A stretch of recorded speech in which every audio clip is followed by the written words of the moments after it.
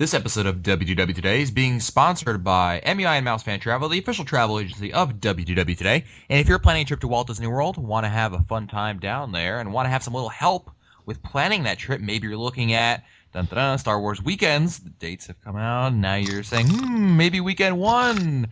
Ooh, did I hear that Newell will be down there? Ooh, did I hear that Hotchberg's throwing a party down there? Ooh, who can I call to book a special trip to have a special dinner on one of those nights? Well, you know what? It's funny you should ask that because MEI and Mouse Fan Travel can help you plan that and many other trips to Walt Disney World, even the boring ones if you go down with Scopa. Why not give them a try? Visit them online at www.mousefantravel.com. This is Walt Disney World Today. Give us 5 minutes and we'll give you the world. It's Wednesday, January 21st, 2009, and this is episode 515 of WDW Today. I'm Matt Hotchberg at StudioCentral.com. Joining me on today's show is Mike Newell, Mouse World Radio. Mike, we missed you on Monday, or it was Friday's show, actually. Yes, I was trying to dig out my car, trying to make it on time, but I couldn't make it. We've all been there, just not me, because I live in Florida. Yeah. Now. Also joining us is Mike Tope, senior feature writer and blogger for allears.net. Welcome, Mike. I say he's heading for trouble. Splash Mountain. Yes, good job. That is a good one. Wow. Just want to mention also that don't forget that if we mentioned some jokes, I know in the past couple shows, and maybe you're saying, Yeah. That's not funny. Well, first of all, I am always funny. But if it still doesn't make any sense to you, you might want to check the WDW Today wiki, which is located at wdwtoday.com. You'll see a link on the left-hand side, or even in the top menu over there. It says wiki, and it's got an explanation of all our inside jokes and a lot of other information about the show, so definitely check that out. It's Wednesday. We're answering your listener questions. First email today is from Jen in Raleigh, North Carolina. Who writes, "Hi, everyone. I just got married and we're planning our honeymoon. My husband has never been to Disney, so we've decided pretty early on that that's where we're going to be going for our honeymoon. I went once when I was very young, so I'm sure it's changed quite a bit since then. I do have a few questions. Hopefully they're not repeats since I'm a new listener. First off, since we already are married, we have some travel options in terms of the dates we can go. When do you think is the best time to go? Last week in February, first week in March, or second week in March?" That's a tough one, Matt. I'd say that right off the bat, I would not even consider the last week in March. That is a February. Winter vacation. February, I'm sorry. Yep. That is a traditional, the third or fourth week, depending upon what state you're in, is the winter school vacation week, and it's usually very crowded down there, not to mention probably some really high rates for the rooms. My suggestion would probably be the following week, which would be the first week in March, because I would guess that the first week in March, you're less likely to have spring break, although, don't quote me on that. Yeah, I would agree with you, Mike, on the first week in March. I think it's going to be the best of the options you're going to get over there. I know in March you tend to have spring break crowds, but I think those really don't develop until the latter half of the month. So really that first week you'll still be good. You'll have some easy crowds, good temperatures. You might even get some decent deals, better deals than maybe even in February. So like you said, so that'd be my pick. Jen also wants to know, do you know of any other offers that will save us money? We already know about the buy 4, get 3 free deal. Is there anything better? We're planning on getting the dining package. Do you think it's worth it? Let's ask Annette. Annette? Actually, I think one of the things, first of all, the buy 4, get 3 free deal has got to be the best deal out there currently. It is the deal to get it. It's been the best deal that I think we've seen in years, literally. So certainly you're not going to get much better than that. As for the dining package, Mike, I know you talk about this often, and you'd probably advocate to Jen to just make sure she does her homework first, right? Yeah. What you're alluding to, Matt, is that first off, you have to know what restaurants you would be visiting. Number two, you want to make sure that you actually can get the ADRs that you want, so that you can make the most of your dining plan. I think that those two are very important. Know which restaurants you would like, and make sure that you get the most out of your dining plan by making sure that you actually can get into those restaurants as well. Yeah, make those reservations first, and if you get them, great. Then you can get the dining package. The other thing also keep in mind is that, what kind of eaters you are. If you guys are people that eat, a little bit of food, you're not, you pick and graze, and you only eat the chicken dish, it might not really be worth it, I don't think. But if you like to eat, if you like to try new things, I think it'd be a great deal for you. Lastly, Jen wants to know, which moderate hotel do you suggest? I do not like the looks of Coronado Springs, very smart of you, but the other 3 look comparable, so we're not sure which to get. Oh, I would say I'm gonna go with French Quarter as the number one. Yeah, I'm with you. If it's not available, because it's sometimes hard, I would go for Caribbean Beach second on that. Newell? Yeah, Mike, what do you think? Caribbean Beach is really, really nice, but I like French Quarter just a tad better. Good. Yeah, for running, if you're a runner, Port Orleans is much better too. Good. Next email's from Angie of Bloomington, Indiana, but currently living in Tanzania. My husband and I fondly listen to your podcast, waiting until we get back to the U.S. in August 2009 and can return to Disney. We love the podcast. My question is, can you buy an annual pass for both Disney World and Disneyland? And if so, where can I get this information? A combo? Yeah, both. I don't know if there's a combo out there. No, Is the there? answer to no, I don't believe that there is. And there's a reason for that. And the reason for that is that with Disney World, you have 4 theme parks. With Disneyland, you basically have 2. So it's tough to figure out what would be a proper pricing annual pass, probably. Yeah, I totally agree with that, Mike. It just doesn't exist. So unfortunately, if you'd like an annual pass for both, you have to just buy an annual pass for both. There is no combo pass. Next email is from Ken Fischler, who writes, Walt Disney World Today crew. Walt Disney World announced their Armed Forces Salute at Walt Disney World and Disneyland this past week. The active duty or retired service member is being offered a free 5-day park hopper ticket with water park fun and more option. Up to 5 family members or friends can purchase 5-day basic tickets for $99. For an additional $25 for each option, the basic ticket can be upgraded to park hopper and water park fun and more. So total cost for the family member or friend ticket is $149 with park hopper and water park and more options. The tickets can be purchased at local base information, tickets and tours, offices, or Shades of Green. This is a good deal, and offers like this to the military have not been seen since 2001 to 2003 when park attendance was down, and is probably another sign of Disney offering deals to entice families during these economic times. What I'd like to point out, however, is that the family plans to spend more than 5 days in the theme parks, the family or friends tickets might not be the best option. I spoke with a Disney representative, and she confirmed that these tickets cannot be upgraded with extra days. So let's say a military family wants to spend 7 days in theme parks. The service member would have to have his 5-day free ticket that he'll be getting, and then purchase a 2-day base ticket for $154. This is less than the 7-day basic military ticket for $224. The family members would spend $99 for the basic ticket with no upgrades for 5 days, and then spend the additional $154 for adults or $129 for children. Total cost for the 7 days is now $253 for the adults and $228 for the children. So clearly, it can kind of, it's not all it's necessarily cracked up to be, I think is what Ken's getting out there. What Ken wants to know is if Len in his spare time can see if that, if there's another option out there for what's the best option really if you're trying to go for more than 5 days. And that's a good question because, it's a great deal, certainly. And it's about time that Disney, rewarded those in the armed services who are serving to, get this. I mean, this is nothing. This is what they should have been doing all around. But certainly, I'm really disappointed that they don't offer something more than 5 days. The ability to upgrade, okay, here's your 5-day ticket. You can just upgrade it as if it was a regular 5-day ticket, and you'll pay the cost of a 6th day and a 7th day.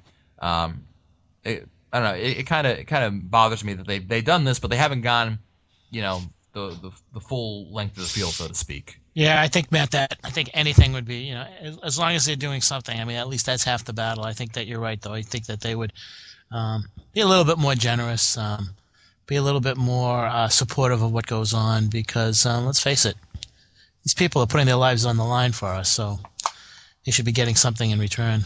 I totally agree.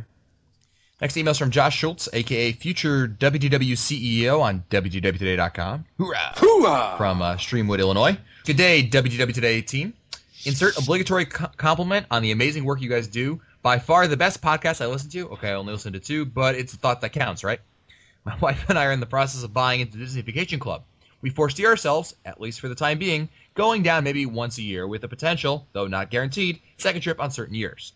Since obviously the annual pass discount on rooms won't be much of use to us, what would you consider the break-even point on buying an annual pass? Obviously, the DVC discount on the annual pass shortens that break-even point. But are there discounts that AP holders receive that DVC members don't? Or are we looking at real apples-to-apples comparison between an annual pass and a Magic Your Way with Park Hopper? Thank you in advance, and of course, keep up the good work. Another obligatory comment.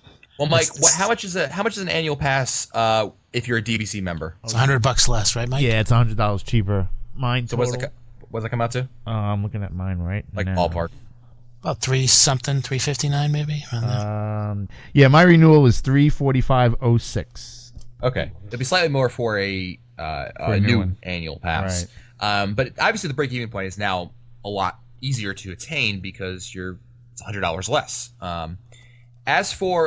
Before we answer that question, I want to answer the other question, which is Mike, which was, do annual pass holders get any sort of different benefits than, say, a DVC member does?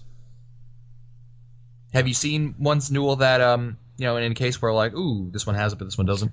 Wasn't there something, Mike, that aren't there sometimes promotions that DVC members cannot get? Like, wasn't free dining one of them? Free dining was one for a while, yeah.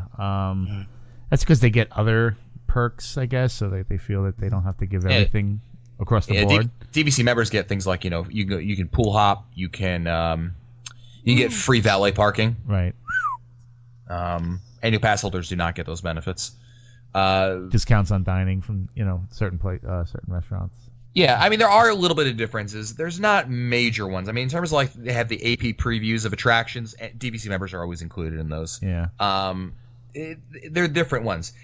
I would definitely say if you have to look at it, with an annual pass discount with the DVC discount obviously on it, you're going to look at a break-even point that's going to be far less. If you're looking at a regular old, the conventional wisdom is that an annual pass will break even at about 10, 11, 12 days, give or take. Matt, that break-even depends upon there's a factor that Len has discussed, and that is depending upon if you're going deluxe, if you're going moderate, if you're going value. So that's a moving target right there. Yeah, I mean, certainly with a lot less. I mean, if you're looking at, I would say any more than I think 8 to 10 days is usually. Yeah, but that's on a normal annual pass level. So if he's spending $100 less, I mean, now we're talking about like even at I'd knock it off. I'd knock off another day or two, maybe. Yeah. Yeah, I would put it closer to probably about 5 days or so. Yeah. And of course, it all depends what you use your annual pass for in terms to break even. Some people just use it strictly for park stuff. I mean, obviously you're not going to be using it terribly for resorts necessarily, but you can still get discounts in other places like at the World of Disney store. There's a whole in your annual pass when you get it, you'll have a whole list of discounts in there, and they're also available online. You can check that out, and you can definitely find some things that might be able to save you even more money quicker, so you'll break even quicker. Next email is from one of our listeners, and he writes, what are the other restaurants you can eat at the bar and still be able to order off the menu without an ADR?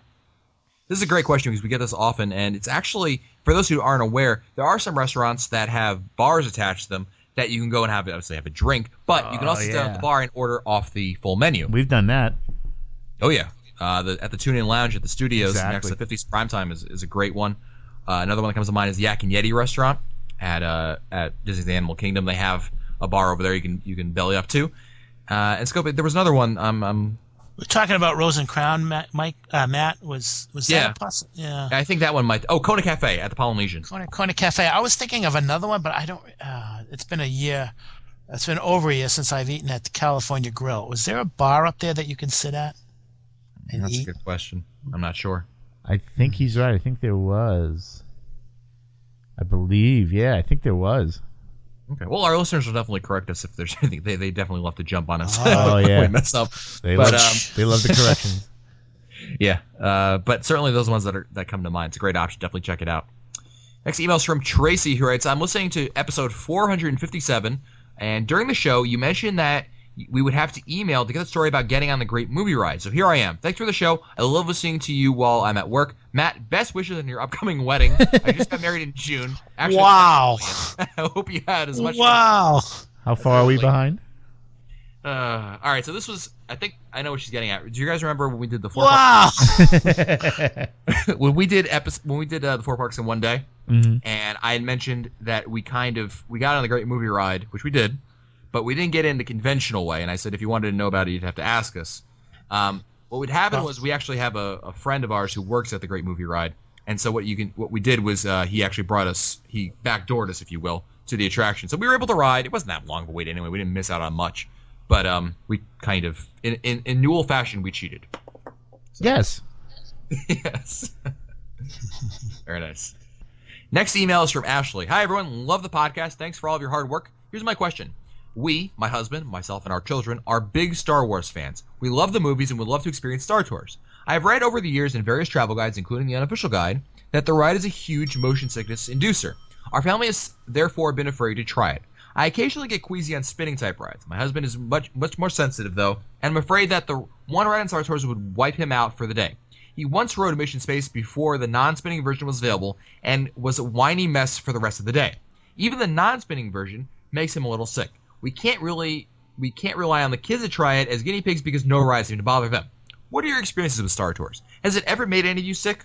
Are we being too cautious? Can you compare it to any other rides? By the way, we haven't ridden Body Wars, as it's often compared to, because we always visit in January, and it seems to always be closed. Where is Len when we need him?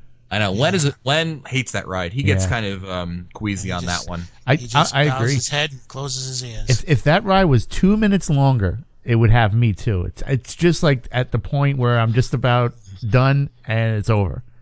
See, I mean, I've ridden an ungodly amount of time at this point, but I never really felt that it was that queasy or emotion. I never got that sense on it. Scope, what about you? Well, I can remember back in 1990 riding it with it was myself, my son Mike, and my daughter Holly. And Carol didn't want to ride it, and she had taken sort of the chicken exit. And then we came out, and she was sitting with a cast member, and the cast member had convinced Carol to try it. So we went right back on. It was like we walked off and we walked right back on into one of the modules, and we rode that module. And when I got out of that module, I was kind of sweating, and I was kind of a little nauseous because I had ridden it twice in like 5 minutes, and it was a little bit too much for me, but I was able to handle it. But I think it depends upon how often you ride it, or how quickly the two rides are connected. And maybe your stomach or maybe your system can't handle everything in a short amount of time. But other than that, I don't have any problems with it. I think Body Wars was more of a problem. Yeah, it was a lot more jerky. Not that it does you any good, Ashley. But I think you would all agree with me that Star Tours is not as queasy or as much of a problem as Mission Space is. Mission Space, they should nuke. Yeah. I've never been on Mission Space, so I don't know. You never been on it? Nope. Wow. Is that a personal protest because of Horizons? It's part that and part I don't need to get sick and be queasy the whole day. So those kind of rides. Yeah, I want to live my life expectancy too. So. Well, 427 years. I think one thing you can do is, if you don't want to ride, a lot of people don't know about this, you can do a test flight on Star Tours. You can actually go to the cast member when they ask how many in your party, not the one outside, the one inside, and you can actually ask for a test flight, one where the simulator does not move, and you can actually be seated, and odds are you'll be by yourself because no one else ever asked for it, and they'll play the whole movie for you. Everything will happen. The only thing that doesn't happen is that the simulator does not move, and I've done that once just to see what it's like. It's to me, it was quite pretty boring, huh? Yeah. But I mean, at least you can get an idea for it, and at least say you've at least tried, you've at least seen the film and ridden it. But that being said, I mean, I would say go for it. I think it's really on the fringe of calling it even kind of a thrill ride by any means. I think it's really it's so dated compared to the kind of attractions you have now. If you can handle rides like Coaster or Tower of Terror, I think you'll be fine in that regard. But again, if you want to be safe, the test flight is for you. If you really want to see the film, you can download the source film of that. Thanks, Mike. Or just be illegal about it. Yeah, well, I'm not saying anything. I'm just saying. Google is your friend. Google is your friend. Next email is from Kevin from Boston. He writes, "Hey guys, the show keeps getting better. Very quick question on a time-sensitive nature." Oh man, Mickey's Not So Scary Halloween Party is happy wedding, yeah. I'm returning to the world in about a week and a half. This is the first time I'll be purchasing an annual pass. My question is, if I buy an annual pass online, will the voucher get to me in time, or should I wait and purchase a straight-up annual pass when I get to Downtown Disney? Thanks for all the help. You guys rock. I mean, if it's going to be that close, why not wait? Yeah. The other argument that could be made is that you never know when the prices are going to go up. So if you buy the voucher as soon as you can buy it, then you're freezing the price right there. Yeah, I mean, obviously, if you've got 6 months until your trip, you may as well buy it now and just lock it in the price. Right. And the voucher is good until it's good forever, really, until you activate it. In the case of Kevin here, what I would have done, as I'm sure it's already happened, I would have just waited until I got down there if it was a first-time purchase. Well, it's probably a year late, so he's buying his next annual pass. So it's more of a renewal question than it is now. It's probably on his renewal now. Exactly. Next email is from Dave from Niagara Falls. Insert Three Stooges reference. Niagara Falls. Sorry. Slowly I turn. Step. I picked him up. I threw him down. Never gets old. You may remember me from Magic Meets. My wife won the 4-night cruise. During the panel discussion at Magic Meets, I asked about renting a car versus Disney transportation. Len and I talked after, and I wanted to give you an update.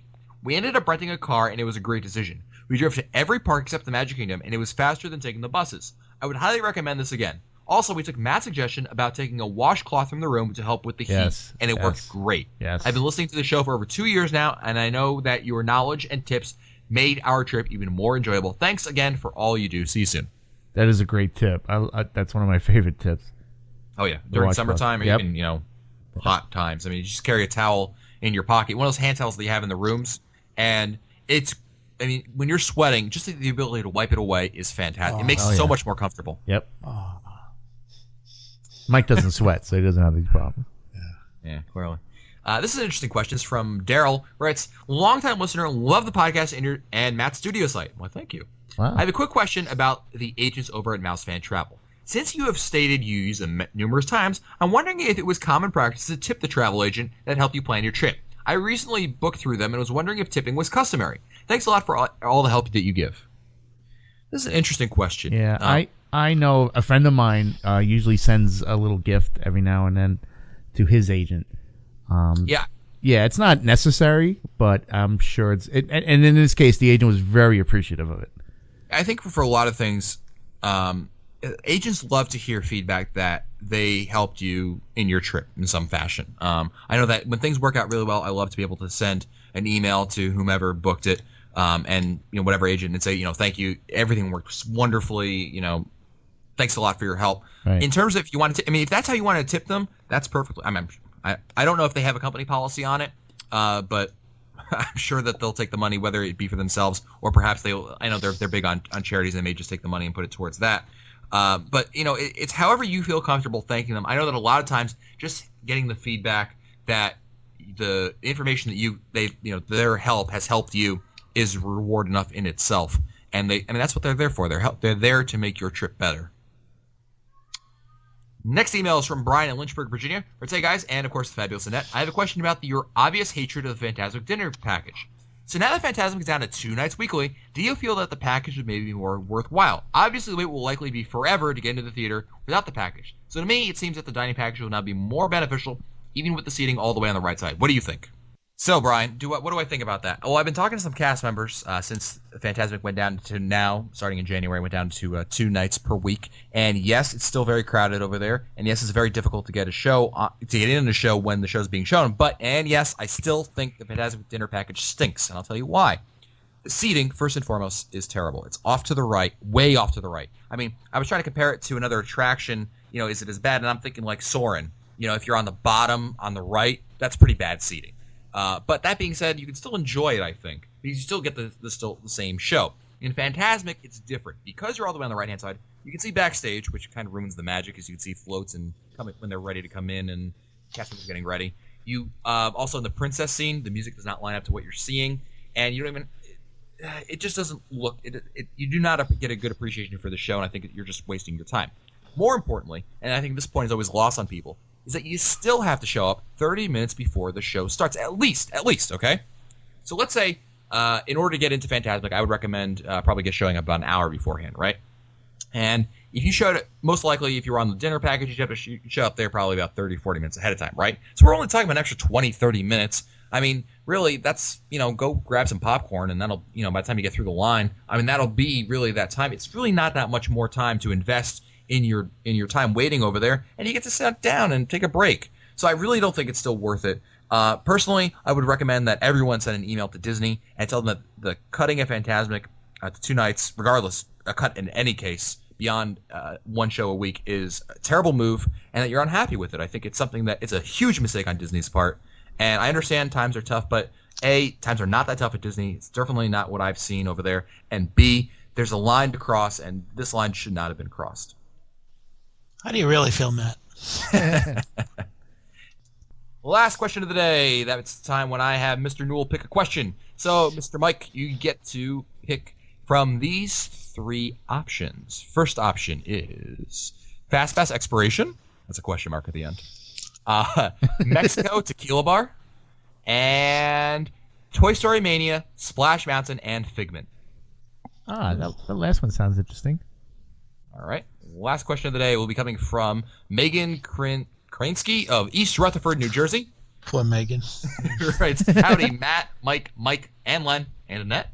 Along with all things Disney, I absolutely love your podcast. Anyway, I'm going to Walt Disney World in January after months of convincing my mom, and read it on all ears that Splash Mountain will be closed for rehab once again, which leads to my first question: why does it close every year? Well, it's a water attraction, a lot of wear and tear on that, right, Mike? Yeah, exactly. I can remember talking with Owen cast member a long time ago, saying that any type of attraction that deals with water requires a higher frequency of maintenance tasks, and that's one of the reasons why. There's a lot of reasons why 20,000 Leagues was removed, but any type of attraction that has water is going to have issues with the water breaking down the attraction. So in order for the attraction to maintain a certain safety record and to make sure that it's always working as best as possible, they have to constantly take it down, make sure that the water has not done any damage, replace any portions of it, and then move on. But you're absolutely right, Matt. It's the water issue that really makes the difference. Yep. Megan adds, anyhow, when I was younger, I used to love Figment and was very, very, very disappointed that they had changed the ride from the original. I love the original. Last year, my mom and I asked a cast member what is in the building on the top of the pyramid and was surprised to learn that it still holds part of the original ride. So I'm wondering what made Disney change the ride. I don't really like the current version and praying that Disney will change it back. What do you think? Which version do you like better? The question is for all of you. Newell, what's your opinion on Figment? You know me, the original is always the best. Oh, that's right. Mr. World Emotion over here. That's right. That's right. Mr. Dreamfinder. I mean, the Dreamfinder was, I like Eric Idle, but the Dreamfinder was something special. It was unique to that attraction. Yeah, he was a character in himself. Yeah, I have to agree with you there, Mike. The original, I think, is the best of the three that we've seen over here. Scopo, what are your thoughts on the attraction? I have to make it unanimous. I think that the original was fine. I'm still not sure as to why they fooled around with it. I know that there were some people who said, gee, they should tweak it, they should update it, they should clean it up, and it would not have been just as good to close it down, clean it up, clean the slap a fresh coat of paint and then open it up again. I think that isn't this like the third incarnation of Figment, and I think that we all know that a lot of people are saying, hey, the original was just fine. They should have had to touch it. Yeah, I think what they did in the second iteration, which had I don't think any Figment in it. Oh, that's terrible. Yeah, it was they made that change, kind of figuring the attraction was based on imagination, and Figment was some minor character really, but it turned out that he was a major part of it, and people were really upset when that happened, and then they had to go do the subsequent third one. All that being said, I really don't think they're going to change it back. Attractions don't get brought back from the dead, no matter how popular they are. There are little homages to them. There's little things like a wink at them, kind of like you have in Mission Space. You have the little Horizons logo in the gravity wheel, or like in Figment in the current version they brought back Figment although in a different form. They don't go backwards in that kind of thing. And if that was the case, you would have seen 20,000 Leagues Under the Sea, like Mike had just mentioned, come back, or perhaps even Mr. Toad's Wild Ride, or a number of different tracks. Horizons, for that matter, has got so much buzz online for it. So I just don't think it's gonna come back, unfortunately. But hey, if I can plug Mouse World Radio, you can hear the original version over there. And Megan also adds, my third and last question is: Toy Story Mania opened in May 2008. I know it opened sometime early on this year. You're right. It was May 31st, 2008. What are the lines like for it? Does it still have long lines? I know all rides didn't have long lines, but is it still new? Are they still long? Unfortunately, it is. And Megan, Toy Story Midway Mania is the new Soarin'. It's got the longest lines of any attraction, no matter what time of year, regardless of when. It always has long. What do I mean by always? At least an hour. Usually by 11 a.m. it waits more than an hour. Fast passes are usually gone by about noontime. Depending on the time you're going, even in dead time, like January, okay? Perfect time. I was just in the studios this past Sunday. I'm there every Sunday, but the wait at 10:30 a.m. was already at 50 minutes, and fast passes were gone by about 2 o'clock in the afternoon. So crazy. Even if you show up there at 11 o'clock in the morning to get a fast pass, you're looking at a fast pass return time of about 6 o'clock. So, it is that busy. And if you want to see it, the best way to do it is absolutely be at park opening. So as soon as the rope drops, you can go on there and you'll be able to ride there without a problem, or grab a fast pass and hope for the best later on in the daytime. But really, it's unfortunately just it's a victim of immense popularity, and I guess for Disney it's a good problem to have. Well, that does it for us today. Don't forget that this episode of WDW Today is being sponsored by MEI and Mouse Fan Travel, and although you can feel free to tip them if you like, they'll do a great job for you regardless. There's some great agents over there who can help you plan your next trip to Walt Disney World and give you advice on when to ride Toy Story Midway Mania and how to listen to Mouse World Radio. Well, that kind of information they'll just give it to you for free anyway. Visit them online at www.mousefantravel.com. If you want to find our older episodes, read our shoutouts, or send us your comments, visit the WDW Today website at wdwtoday.com. For Lantesto, Mike Scopa, and Mike Newell, I'm Matt Hotcher. We'll see you on the next show. Stupid Judy, stupid energy. This has been a production of Mouse World Radio.